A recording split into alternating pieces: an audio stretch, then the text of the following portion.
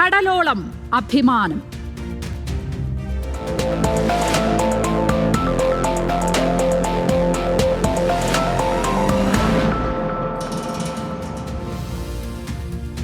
കേരളത്തിന്റെ വികസന സ്വപ്നങ്ങൾക്കാണ് ഇന്ന് ഒരു വലിയ തുടക്കമാകുന്നത്. ഇന്ന് വിഴിഞ്ഞം തുറമുഖം പ്രധാനമന്ത്രി നാടിന് സമർപ്പിക്കുന്നതോടെ കേരളത്തിന്റെ വികസന കുതിപ്പിന് വേഗം കൂടും. രാവിലെ 11 മണിക്കാണ് ഉദ്ഘാടന ചടങ്ങുകൾ നടക്കുക. ഗവർണറും മുഖ്യമന്ത്രിയും ഉൾപ്പെടെ ക്ഷണിക്കപ്പെട്ട അതിഥികൾ ചടങ്ങിൽ പങ്കെടുക്കുമ്പോൾ പ്രതിപക്ഷ നേതാവ് വി.ഡി. സതീശൻ വിട്ടുനിൽക്കും. തിരുവനന്തപുരത്ത് അതീവ സുരക്ഷയാണ് ഒരുക്കിയിരിക്കുന്നത്. വിവരങ്ങളുമായി വിഴിഞ്ഞത്ത് നിന്ന് ചന്തു ചന്ദ്രശേഖർ ചേരുന്നുണ്ട്. ഒപ്പം ബിനിൽ ലീല സാബുവും ഉണ്ട്. ആദ്യം ചന്തുവിലേക്ക് പോയാൽ, ചന്തു, നാടാകെ കാത്തിരിക്കുന്ന ഒരു പരിപാടിയാണ്. വിഴിഞ്ഞം തുറമുഖം നാടിന് സമർപ്പിക്കുകയാണ് പ്രധാനമന്ത്രി. ആ ചടങ്ങിന്റെ വിവരങ്ങൾ എന്തൊക്കെയാണ്?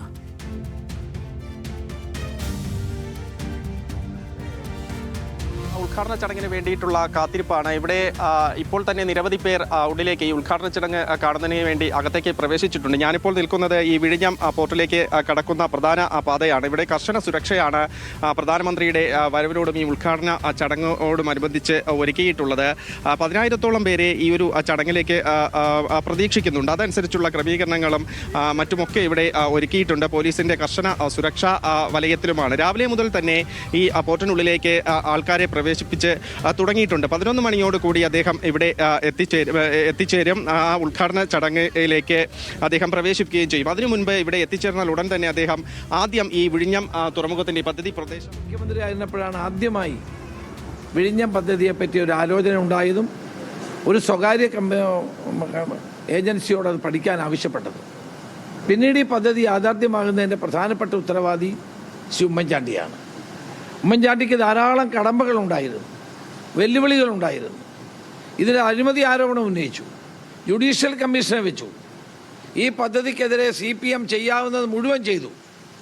എന്നിട്ടും നിശ്ചയദാർഢ്യത്തോടെ വിഴിഞ്ഞം പദ്ധതിയുടെ കരാർ ഒപ്പിടുകയും നടപ്പാക്കാൻ വേണ്ടിയുള്ള എല്ലാ നടപടികളും സ്വീകരിക്കുകയും കല്ലിടുകയും സാങ്ഷനുകൾ വാങ്ങിക്കുകയും ചെയ്തത് UDF ഗവൺമെൻറ് കാലത്താണ്.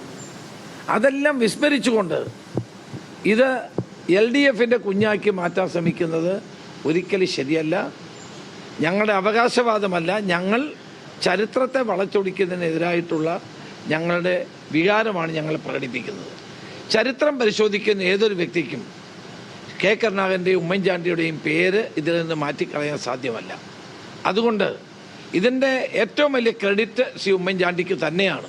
ഒരു സംശയവും ആ കാര്യത്തിൽ വേണ്ട. അദ്ദേഹം അന്ന് നേരിട്ട പ്രതിസന്ധികൾ നേരിട്ടറിയാവുന്ന ഒരാളായിരുന്നു ഞാൻ. ആ പ്രതിസന്ധികൾ പരിഹരിക്കാൻ ഞാൻ അദ്ദേഹത്തോടൊപ്പം ഉറച്ചു നിന്നയാളാണ്. ഏതായാലും ഈ പദ്ധതി ആവിഷ്കരിക്കുമ്പോൾ സർക്കാർ ചെയ്യേണ്ട നിരവധി കാര്യങ്ങളുണ്ട്. അതൊന്നും ഇവിടെ ചെയ്തിട്ടില്ല. റെയിൽ കണക്ടിവിറ്റി 2021 റെയിൽ കണക്ടിവിറ്റി പൂർത്തിയാക്കേണ്ടതായിരുന്നു. സർക്കാർ എന്ത് ചെയ്തു? റോഡ് കണക്ടിവിറ്റി ചെയ്യേണ്ടതായിരുന്നു, അത് ചെയ്തിട്ടില്ല. അപ്പോൾ സംസ്ഥാന ഗവൺമെൻറ് ചെയ്യേണ്ട കാര്യങ്ങൾ ചെയ്യാതെ സ്വകാര്യ ഏജൻസി പൂർത്തിയാക്കിയ പദ്ധതികളെപ്പറ്റി മാത്രമാണ് ഇപ്പോൾ പറയുന്നത്. ഏതായാലും വിഴിഞ്ഞം പദ്ധതി യാഥാർത്ഥ്യമാക്കുന്നതിൽ ഞങ്ങൾക്ക് സന്തോഷമുണ്ട്. ഞങ്ങൾക്കത് പൂർണ്ണമായും അതിനകത്ത് ജനങ്ങളോടൊപ്പമാണ് ഞങ്ങൾ. അക്കാര്യത്തിലൊന്നും ഒരു സംശയവും വേണ്ട.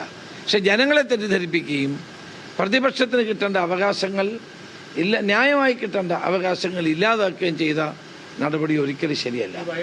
പ്രതിപക്ഷ നേതാവിനെ കൂടി ആ യോഗത്തിലേക്ക് വിളിക്കേണ്ടതും പ്രസംഗിക്കാൻ അവസരം കൊടുക്കേണ്ടതും ആവശ്യമായ കാര്യമാണ്. ഞാൻ പ്രതിപക്ഷ നേതാവായിരുന്നപ്പോൾ കൊച്ചി മെട്രോയുടെ ഉദ്ഘാടനത്തിന് എന്നെ പ്രസംഗിപ്പിച്ചതാണ്. അപ്പോൾ സംസ്ഥാന ഗവൺമെൻറ് വിചാരിച്ചാൽ അത് നടക്കുന്ന കാര്യമേ ഉള്ളൂ. മനഃപൂർവ്വമായി ശ്രീ വി.ഡി. സതീശനെ, പ്രതിപക്ഷ നേതാവിനെ ഒഴിവാക്കിയ നടപടിയോട് ആർക്കും യോജിക്കാൻ സാധ്യമല്ല. ഇതിനകത്ത് ഇത്തരം പ്രശ്നങ്ങൾ ഒഴിവാക്കി എല്ലാവരെയും സഹകരിപ്പിച്ചുകൊണ്ട് നാടിൻ്റെ ഒരു ഉത്സവമാക്കി മാറ്റാൻ സർക്കാരിന് കഴിയാതെ പോയി. അതാണ് എൻ്റെ വസ്തുത. പിന്നെ 4ാം വാർഷികത്തിൻ്റെ ഭാഗമാണിതെല്ലാം എന്ന് പറയുന്നത് ജനങ്ങൾ തന്നെ പുച്ഛിച്ചു തള്ളുന്നൊരു കാര്യമാണ്. 4ാം വാർഷികത്തിനോടനുബന്ധിച്ച് ജനങ്ങളിൽ ഒരു പ്രത്യാശയും ഉണ്ടാക്കാൻ അവർ കഴിഞ്ഞിട്ടില്ല. ജനപങ്കാളിത്തമില്ല. മുഖ്യമന്ത്രി പങ്കെടുക്കുന്ന യോഗങ്ങളിൽ പാർട്ടിക്കാർ വരുന്നു എന്നുള്ളതൊഴിച്ചാൽ ജനങ്ങൾ അതിൽ പങ്കെടുക്കുന്നില്ല. 4ാം വാർഷികം ഒരു വൻ പരാജയമാണ്. കോടികൾ ചെലവഴിക്കുന്നു. ഇഷ്ടക്കാർക്കും സ്വന്തക്കാർക്കും കോടികൾ വീതിച്ചു കൊടുത്ത് കരാറ് പോലുമില്ലാതെ നടപ്പാക്കുന്നു എന്നുള്ളത് ഒഴിച്ചാൽ 4ാം വാർഷികത്തിൽ ജനങ്ങൾക്കൊരു താല്പര്യമില്ല എന്നുള്ളതാണ് സത്യം. ഈ വയബിലിറ്റി ഗ്യാപ് ഫണ്ട് ലോണായി കൊടുക്കുന്ന കേന്ദ്ര സർക്കാർ ഇതിന്റെ ക്രെഡിറ്റിന് വേണ്ടി ശ്രമിക്കാം. അല്ല, കേന്ദ്ര സർക്കാർ ക്രെഡിറ്റ് ഉണ്ടാക്കി കൊടുക്കാൻ ആരാ ശ്രമിക്കുന്നത്? മുഖ്യമന്ത്രിയല്ലേ ശ്രമിക്കുന്നത്. അതിനകത്ത് ഈ ഒരു പദ്ധതി നടപ്പാക്കുമ്പോൾ കേന്ദ്രത്തിന് റോൾ ഉണ്ടാവും, സംസ്ഥാനത്തിന് റോൾ ഉണ്ടാവും, സംസ്ഥാനം ഭരിച്ച ഗവൺമെൻറ്റുകൾക്കുണ്ടാകും. അതെല്ലാം മാറ്റി വെച്ചുകൊണ്ട് എല്ലാ ക്രെഡിറ്റും തനിക്ക് വേണമെന്ന് പറയുമ്പോൾ അത് ജനങ്ങൾ അംഗീകരിച്ചു കൊടുക്കില്ല എന്നുള്ളതാണ് സത്യം.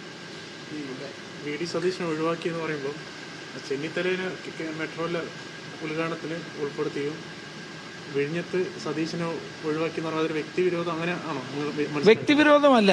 അന്ന് ആദ്യത്തെ യോഗത്തിൽ പ്രതിപക്ഷ നേതാവിനെ വിളിച്ചപ്പോൾ പ്രതിപക്ഷ നേതാവ് ഇതിൻ്റെ ഉമ്മൻചാണ്ടിയുടെ പങ്കാളിത്തവും മറ്റു കാര്യങ്ങളും വിശദമായി.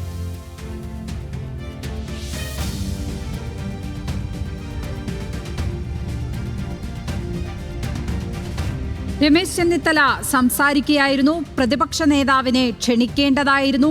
UDF സർക്കാരാണ് ഈ പദ്ധതിക്ക് വേണ്ടി നിന്നത്. ഉമ്മൻചാണ്ടിയുടെ വിയർപ്പിന്റെ ഫലമാണ് ഈ പദ്ധതി എന്ന് അദ്ദേഹം പറയുകയാണ്. അന്ന് അദ്ദേഹം ഒരുപാട് പ്രതിസന്ധികൾ നേരിട്ടു. ആ സമയത്ത് അദ്ദേഹത്തിനൊപ്പം ഉറച്ചു നിന്ന ആളാണ് താനെന്നാണ് രമേശ് ചെന്നിത്തല പറയുന്നത്.